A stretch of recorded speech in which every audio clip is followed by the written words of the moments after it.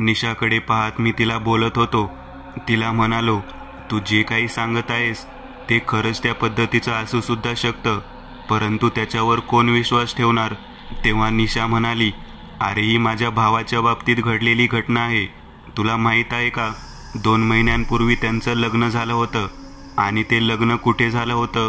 मी म्हणालो, हो मला माहीत आहे, एका थंड हवेच्या ठिकाणी. तुम्ही मोठे रिसॉर्ट बुक केलं होतं आणि त्या ठिकाणी त्याचं लग्न झालं होतं. मी बँगलोरला असल्यामुळे मला येता आलं नाही. मी तुझं स्टेटस पाहिलं होतं. तेव्हा निशा माझ्याकडे पाहत म्हणाली, बलराम तुला या घटनेमागची पूर्ण माहिती नाही. माझ्या भावाच्या लग्नात जी घटना घडली ती इतक्या वेगळ्या पद्धतीची होती. आम्ही सर्वजण एकत्रित लग्नाच्या निमित्ताने ते रिसॉर्ट बुक केलं, परंतु आमच्या हे लक्षात आलेलं नाही की ते रिसॉर्ट त्या पद्धतीने बाधित असू शकतं. हळदीच्या अंगाने माझी वहिनी आणि भाऊ दोघेही जण होते. तसेच रिसॉर्टवरचे आमचे सर्व पाहुणे सुद्धा त्याच पद्धतीने हळदीच्या अंगाने तिथे होते. लोक म्हणतात की हळदीच्या अंगाने बाहेर पडणं चुकीचं आहे आणि नेमकं तसंच झालं. काहीतरी साहित्य कमी आहे असा जेव्हा पुरोहितांचा निरोप आला तेव्हा लग्नामधलं साहित्य आणण्याच्या दृष्टिकोनातून विनय तिथून बाहेर पडला. त्याच्या अंगाला संपूर्णतः हळद होती. तेव्हा माझी आजी त्याच्याकडे पाहत म्हणाली, हळदीच्या अंगाने बाहेर पडू नकोस, हळद पिशाच्य शक्तीला आकर्षित करते. त्यावेळेला विनय आजीकडे पाहत म्हणाला, मग आता काही रात्री आंघोळ करून जाऊ का? तेव्हा आजी म्हणाली, आंघोळ जरी नसली केलीस तरी कपडे काढ, दुसरे कपडे घाल, चेहऱ्यावरती लागलेली हळद स्वच्छ धु आणि कपाळाला टिका लावून जा. विनयनं आजीचं बोलणं ऐकलं आणि होय म्हणून तो तसाच तिथून निघून गेला. विनयने केवळ कपडे काढलेले होते आणि दुसरे कपडे घातले होते, पण चेहरा वगैरे धुण्याच्या भानगडीत तो पडलाच नाही. आणि सगळ्यात मोठी चूक तिथेच झाली. त्यावेळेला मी म्हणालो, चूक झाली म्हणजे काय झालं? हळदीच्या अंगाने बाहेर पडल्यानंतर विनयला काय व्हायचा संबंध आहे? नवीन जर तरुण मुलगी असली, तिचं लग्न जर व्हायचं असलं तर त्यांना काहीतरी त्रास होतो ना. तेव्हा निशा माझ्याकडे पाहत म्हणाली, बलराम सगळ्यात मोठी चूक आपण इथेच करतो की आपल्या मनाप्रमाणे गोष्टी ठरवतो आणि त्या तशाच घडतील असं गृहीत धरतो. आमच्याही बाबतीत तसंच झालं. आम्ही विनय कधी गौरीहार घेऊन येईल म्हणून वाट पाहत बसलो, परंतु विनय आमच्यातून गेला आणि जो परत आला तो विनय मुळात नव्हताच. त्याचं शरीर धारण केलेली एक भयानक पिशाच्य शक्ती होती. गौरीहार तर त्याने आणलाच नाही, उलट पहाटे 2 वाजता येऊन त्याने ज्या पद्धतीने हॉटेलमध्ये सर्वांशी व्यवहार केला तो व्यवहार आजही मनाला धडकी भरून जातो. त्यावेळेला मी निशाकडे पाहत म्हणालो, म्हणजे विनय तुमच्यातून गौरीहार आणायचा म्हणून खाली शहरामध्ये गेला आणि परत आल्यानंतर त्याला एखाद्या वाईट शक्तीने ग्रासला आहे असं म्हणायचं आहे का तुला? तेव्हा निशा माझ्याकडे पाहत म्हणाली, म्हणायचं नाही, पुढची हकीकत आहे काय झालं ते. त्याने ज्या पद्धतीने व्यवहार केला तो सर्व व्यवहार घरातील सर्वांनी पाहिला. बापू काका तर म्हणाले, याला हळदीच्या अंगाने बाहेर कोणी सोडलं? मी त्यावेळेला त्याच्याकडे पाहत म्हणाले, अरे बापू काका खूप घाई होती रे म्हणून पाठवलं आणि आम्हाला काय माहिती असं होईल म्हणून. जो काही प्रकार आम्ही पाहत होतो तो आमच्या सर्वांसाठी अतिशय भयानक पद्धतीचा होता. विनय हा सैतानी शक्तीने ग्रासल्यामुळे जी व्यक्ती शरीराला हळद लावलेली होती त्या सर्व व्यक्तींच्या पायाला पकडून फरफटत ओढत नेत होता आणि एका मोठ्या हॉलमध्ये कोंडत होता. असमंजस पद्धतीने तो ओरडत होता. त्याचा आवाज, त्याचं बोलणं मुळात पुरुषाच्या पद्धतीने नव्हतं. एक तरुण मुलगी त्याला लागली होती असं नंतर समजलं. त्यावेळेला मी म्हणालो, काय बोलत आहेस तू? विनयला भूतानं झपाटलं होतं. होय, खरं ते सांगत आहे.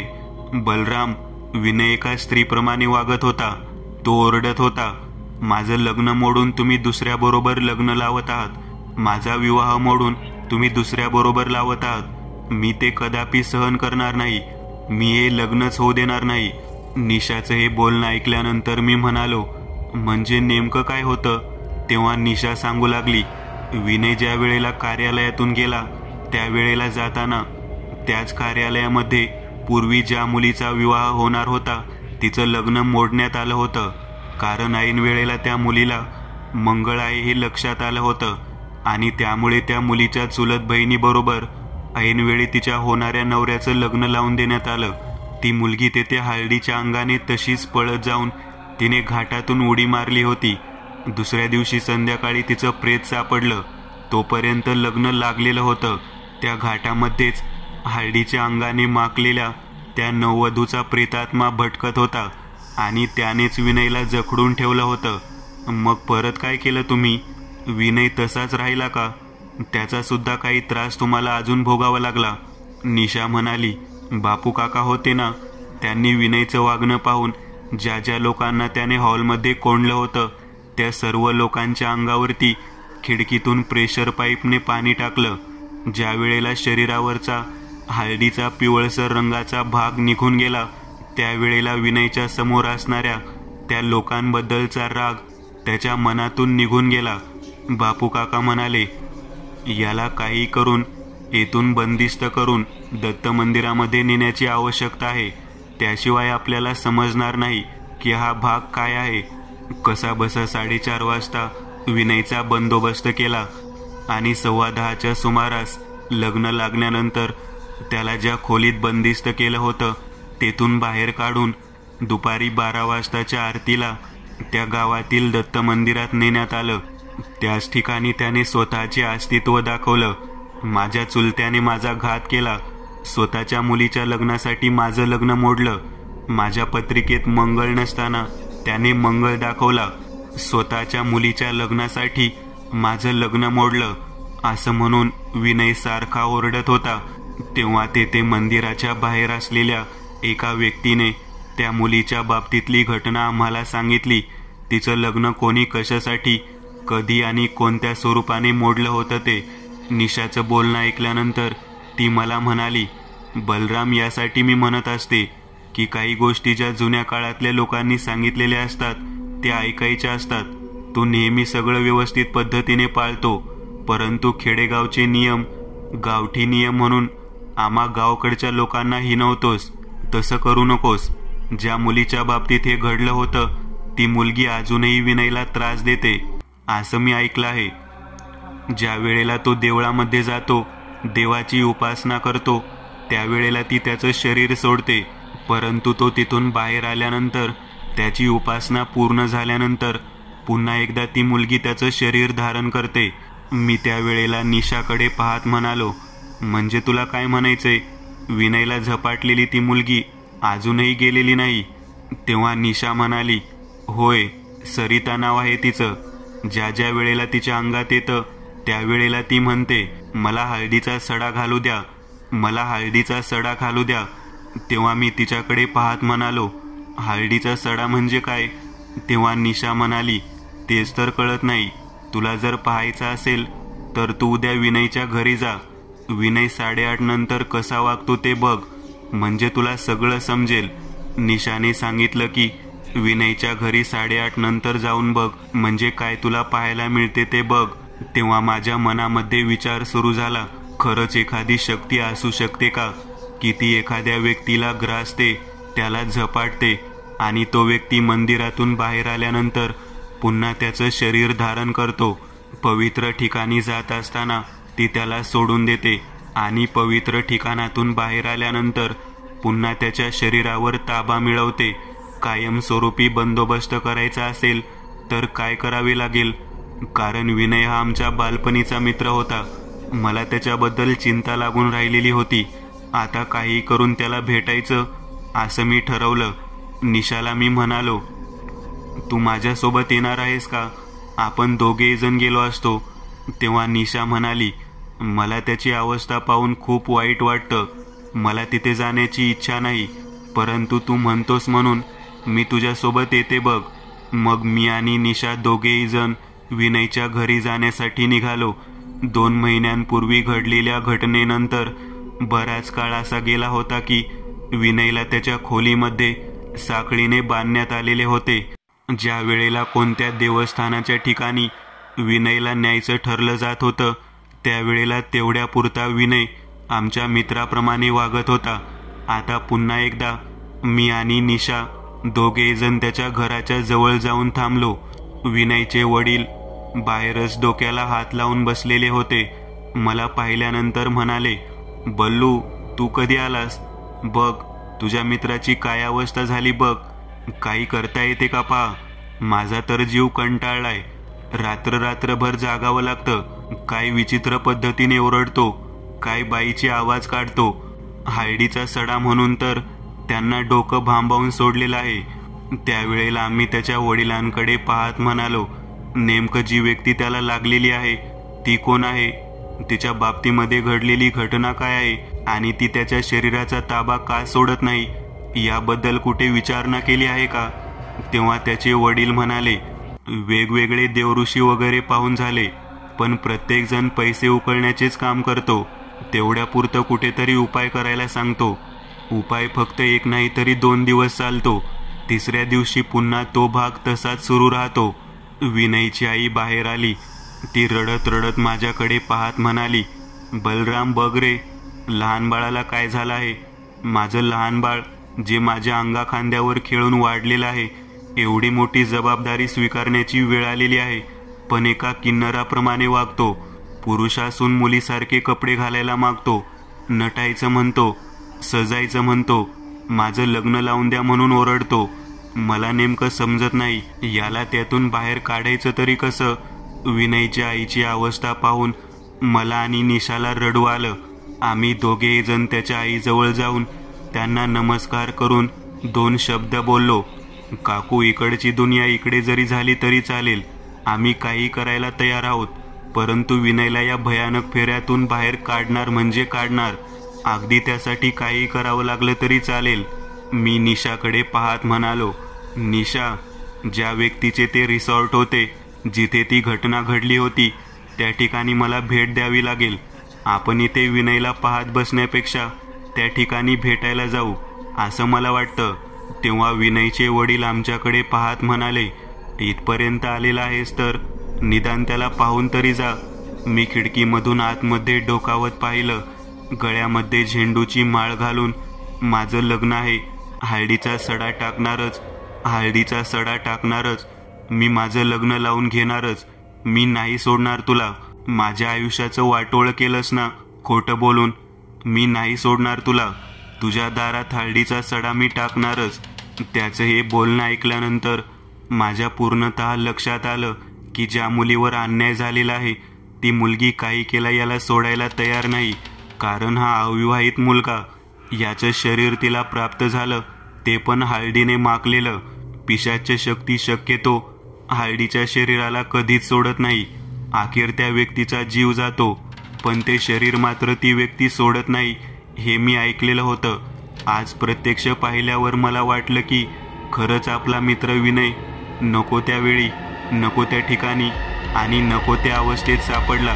शेवटी मी त्या ठिकाणाहून रिसॉर्टच्या मालकाकडे गेलो.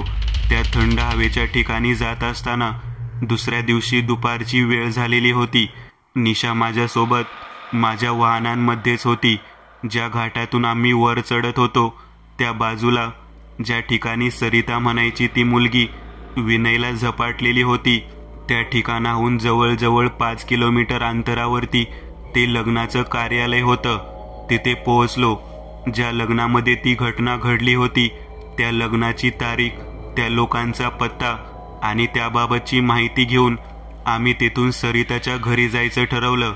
निशा मला म्हणाली, ज्या मुलीचा जीव गेलेला आहे त्या मुलीच्या बाबतीत असं भयानक घडलेलं आहे. त्यांच्या घरच्यांना हे जर आपण सांगितलं तर त्यांना काय वाटेल? तेव्हा मी निशाकडे पाहत म्हणालो, मित्राला वाचवण्यासाठी काही करायला मी तयार आहे. तूच फक्त सोबत चल, एक मुलगी म्हणून. निशा माझ्यासोबत सरिताच्या घरी आली. सरिताचं खेडेगावात पण चांगलं टोमदार घर होतं. घरामध्ये अंधकारक झालेला होता. 2 बायका दारात बसलेल्या होत्या.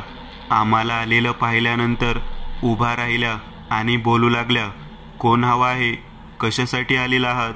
तेवढ्यात म्हशीच्या धारा काढून एक व्यक्ती तिथे आला.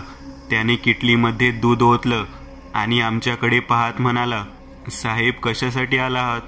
मी त्यांना विचारलं, सरिता तुमची कोण? सरिताचं नाव काढल्यावरती घरातील प्रत्येक व्यक्ती आश्चर्यकारक नजरेने आमच्याकडे पाहू लागला. एक भयानक चक्रामध्ये माझ्या मुलीनं स्वतःचा जीव दिला. माझ्याच भावाने, माझ्या सख्या चुलत भावाने तिचा संसार मोडला हो. स्वतःच्या पोरीच्या आयुष्याचं भलं व्हावं म्हणून भोवल्यावर चढलेल्या मुलीबद्दल खोटं सांगून तिचं लग्न मोडलं. आम्ही किती ओरडलो तरी खोटी पत्रिका दाखवून त्या नालायक माणसाने माझ्या पोरीचा जीव घेतला. करंटा मेला. आता सुखाने तरी कुठं जगत आहे. वेड्याचे स्वप्न पडतात त्याला. माझी पोरगी स्वप्नात येऊन त्याला सांगत असते, ज्या दिवशी हळदीचा सडा पडेल तो तुझा शेवटचा दिवस असेल. हळदीचा सडा हा शब्द ऐकल्या ऐकल्या निशा चाचपली. सरितांच्या वडिलांकडे पाहत ती म्हणाली, काका तुम्ही हे काय बोलत आहात? तुमच्या मुलीचं जे भूत आहे ते माझ्या जवळच्या मित्राला लागलेलं आहे. त्याच घाटात जिथे तिने जीव दिला होता त्याच ठिकाणी तो सुद्धा हळदीच्या अंगाने तिकडे जात होता. मध्यरात्रीनंतर त्याला साहित्य आणायला आम्ही पाठवलं होतं, परंतु जाताना माझा मित्र गेला. परंतु येताना सरिताचा झपाटलेला आत्मा घेऊन इकडे आला. त्याने आम्हाला 2 महिन्यांपूर्वी भयंकर त्रास दिला. हळदीचा सडा टाकायचा आहे म्हणून माझा मित्र एका मुलीच्या आवाजात मोठमोठ्यांदा ओरडतो. आम्हाला तुमच्या बाबतीतली कथा समजली, घटना कळाली म्हणून इथपर्यंत आलेलो आहोत. तुमच्या मुलीच्या प्रेतात्म्याला मुक्ती देण्याच्या दृष्टिकोनातून आणि आमच्या मित्राला वाचवण्याच्या दृष्टिकोनातून काहीतरी करावं असं वाटलं म्हणून या घरापर्यंत प्रवास करून आलो आहोत. आता सांगा काय करायचं? तुम्हीच सुचवा काय करायचं ते. तेवढ्या सरिताची आत्या आतमधून काठी टेकत आली. सरिताची आत्या बाहेर आल्यानंतर तिने आमच्याकडे पाहिलं. तिने निशाकडे पाहत म्हणाली, तुझ्या कोणाच्या पाठीमागे सरिता लागली आहे? ती देवधर्माने जाणार नाही. तिची जोपर्यंत इच्छा पूर्ण होत नाही तोपर्यंत ती मुळात जाणारच नाही. तिच्या चुलत्याने म्हणजेच माझ्या चुलत भावाने जे काही घडवून आणलं ते सगळं चुकीच्या पद्धतीने घडवलं. आपला भाऊ गरीब आहे म्हणून काय झालं? आपण श्रीमंत आहोत म्हणून काय झालं? एखाद्या मुलीच्या स्वप्नांचा अशा पद्धतीने होणारा भंग कोणीच त्याला क्षमा करू शकत नाही. तेव्हा मी त्या आत्याकडे पाहत म्हणालो, मग यावर काय उपाय आहे तुम्ही सांगू शकता का? तेव्हा ती आत्या माझ्याकडे पाहत म्हणाली, पोरगी काय मागत आहे? हळदीचा सडा. हळदीचा सडा टाका त्याच्या दारामध्ये, मग बघा काय होतंय ते. त्याच्या दारामध्ये हळदीचा सडा टाकला की त्याला त्याच्या कर्माची शिक्षा मिळणार म्हणजे मिळणारच. त्या बाईने जो उपाय सांगितला होता ते ऐकल्यानंतर मनामध्ये एक प्रकारची उमेद जागलेली होती, कारण या पद्धतीचा उपाय पहिल्यांदाच ऐकला होता. एखाद्या आत्म्याची इच्छा पूर्ण करण्याच्या दृष्टिकोनातून आम्ही तो उपाय करणार होतो, कारण तळमळणारा आत्मा जोपर्यंत शांत होत नाही तोपर्यंत त्याला मुक्ती मिळत नाही आणि तो धारण केलेले शरीर सुद्धा सोडत नाही. काही वेळापुरतं शरीर सोडून तो पुन्हा तेच शरीर धारण करण्याचे जे धाडस दाखवत होता त्या आत्म्याच्या बाबतीमध्ये खरंच तीव्र इच्छा दाटून राहिलेली होती.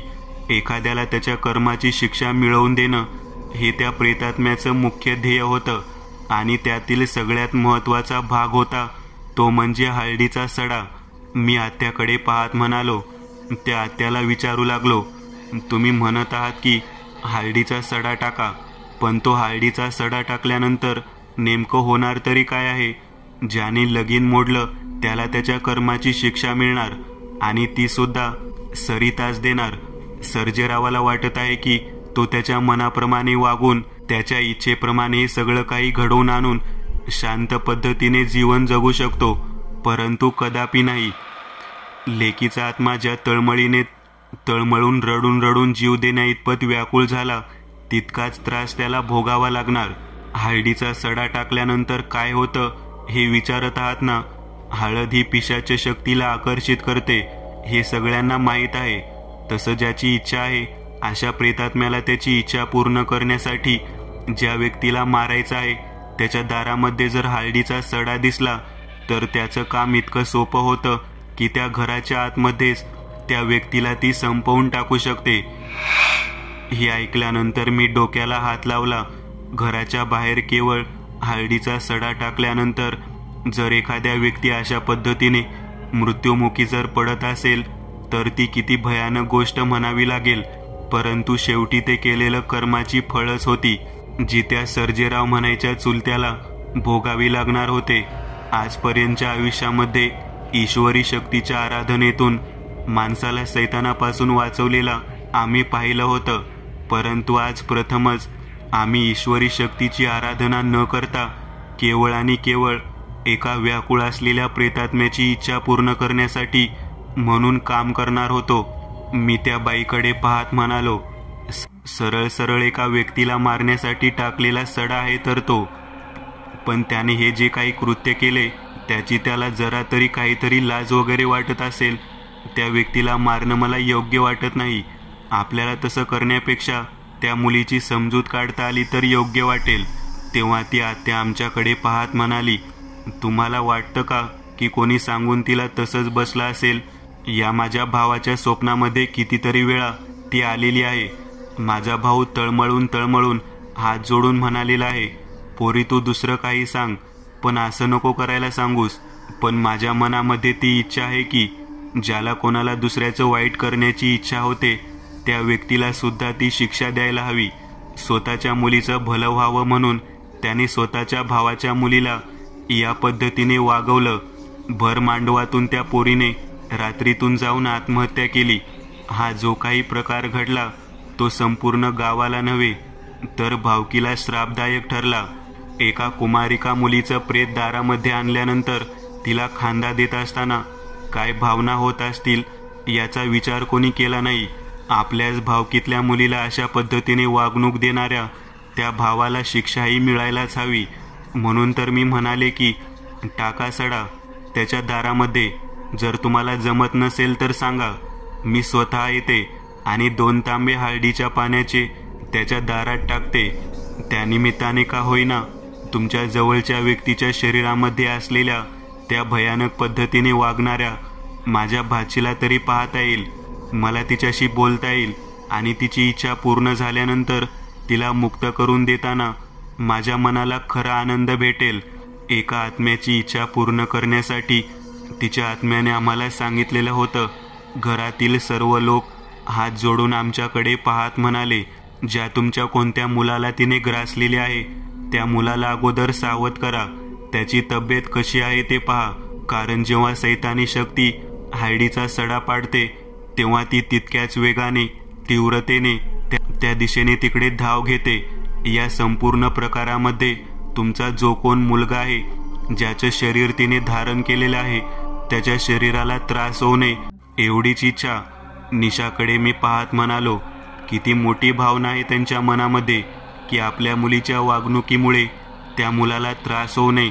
आणि इथे त्यांच्याच रक्तातील माणूस त्यांच्याच मुलीला मृत्यूदंड देणे इतपत चुकीचं काम करतो, तिचं आयुष्य उद्ध्वस्त करतो. एकंदर काय, माझं आणि निशाचं बोलणं झालेलं होतं. आता काहीही करून त्याला त्या फंद्यामधून बाहेर काढायचं असं मी ठरवलं होतं.